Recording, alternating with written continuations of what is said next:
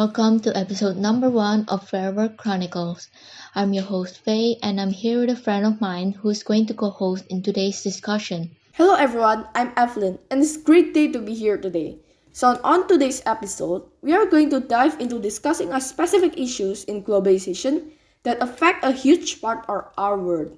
But before we start, Faye, can you tell our listener a little bit more information about globalization? Of course, the word globalization describes how countries are more connected and interdependent with the help of technology, allowing free trade and the free flow of capital and goods among countries. The benefits are that countries have an improved economy and are more culturally exchanged. Greater access to foreign markets means higher competition, and now businesses have to compete with companies from all around the world. However, the competition forces companies to cut costs, sometimes resorting to making unethical decisions. That's right. So in today's episode, we're going to discuss how globalization has contributed to an increased number of worker exploitation in developing countries.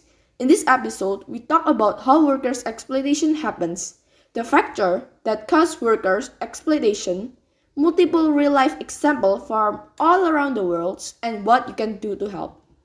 Let's move on. The term worker exploitation describes how a company will take unfair advantage of their worker. There's an unequal exchange of value between workers and employees.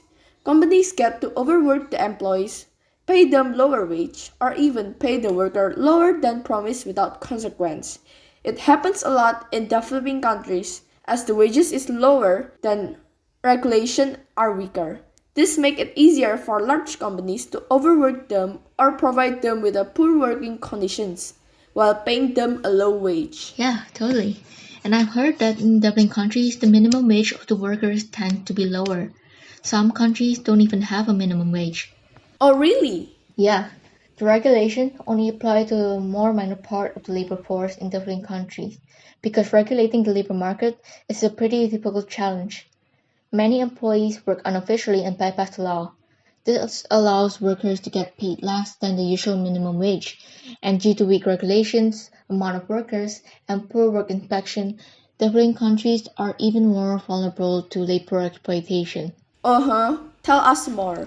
It's not just the regulations' fault. Things like a lack of transparency in supply chains, meaning a larger number of people being involved in the production process, which results in difficulty in communication, also contributes to letting worker exploitation happen. Yeah, and I believe the competitiveness of the market encourages companies to break the labor law so that they have an increase in profit. I don't agree with it. There's always a better ways to cut production costs. Why not invest in the machineries? I know, right? I totally agree with you. Now let's move on to the next section. I'll mention a real-life example of worker exploitation from a large company to our listeners. We are talking about the fast fashion giant, and I bet most of you would know who we're talking about right now. I'll reveal in 3, 2, 1. Shane. I heard so much news about this company and never a positive one from them. Oh, really? Yeah, since the fashion trends change so rapidly, the market competition forces Shane to figure out a way to make a lot of unique clothes fast. But they don't invest in machines or employ more workers or something like that. No. This $100 billion worth fashion brand decides to exploit workers in China. An investigation done by the UK broadcaster Channel 4 showed that these workers only receive $556 a month. Mind you, the average wage in China is $1,304 a month. They don't receive close to enough compared to the work they do, creating 500 pieces of clothing, working 18 hours a day. A 9-5 job seems horrible enough. That's insane. Not to mention, Shane hasn't even been held accountable because of their secrecy. But it doesn't matter anyway. Customers seem to love the low prices they offer. It must be so frustrating for the workers. I just can't imagine sitting in works for 18 hours a day just to get that much. But honestly, on our country, Indonesia, is guilty too. During the year of 2002, government identified that child labor is the worst type of worker exploitation. But they continue to do nothing about it. Indonesian National labor laws exclude domestic workers from the minimum protections provided to workers in the formal sector, such as minimum wage, rest, an employee's contract, and more. Although some of the victims reported this to the police, the issue still fails to be investigated. And moving on to our city, Surabaya. Though a low minimum wage compared to the developed countries make us more appealing to benefit companies, I'd say the labor regulations are pretty strong here. Never heard of a case of exploitation around me. Good for us. I guess it helps that we live in a city. Job inspections are taken much more seriously in them. Total good for us. Alright then, let's move on to the next part. Can you tell us more examples of cases of worker exploitation maybe? Yes, there's a lot of victims of worker exploitation. One victim of this is a woman called Chitra, who was enslaved in a sugarcane farm for years. When she was 2, her family moved to a farm to work off a $87 loan. When she reached 7, she had to work every day in the sugarcane field, tending his cow and making countless bricks in the owner's small kiln. Chitra claimed that the work was exhausting.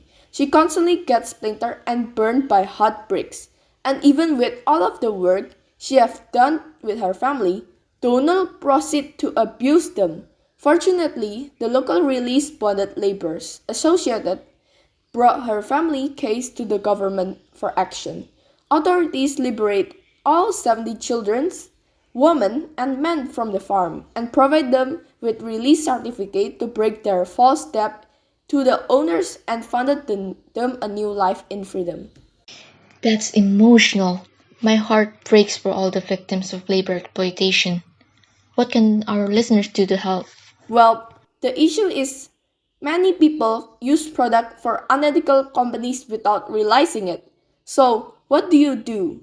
Firstly, it is important to start simply by getting more aware of our surroundings, like using brands that follow the proper regulation and safety of the workers.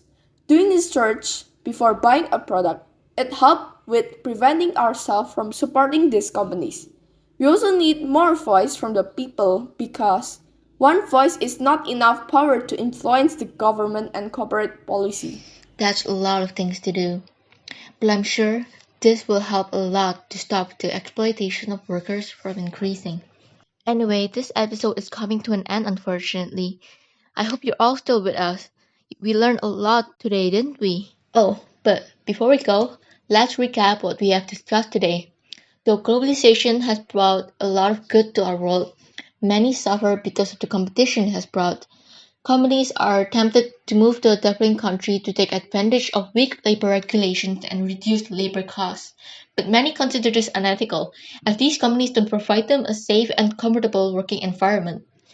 Worker exploitation becomes common through weak work inspection and weak labor regulations. That's why we have to be aware of the products we use and raise awareness, making sure companies with accusations of exploitation aren't supported. That way, we all are able to make sure that worker exploitation becomes less common. And that is all. Thank you very much to all of our dear listeners. Don't forget to fill in the Google form we provided in the description and share this to a friend to raise awareness. We hope you all learned something today and see you again in another episode of Fairwork Chronicles. Thank you and goodbye everyone.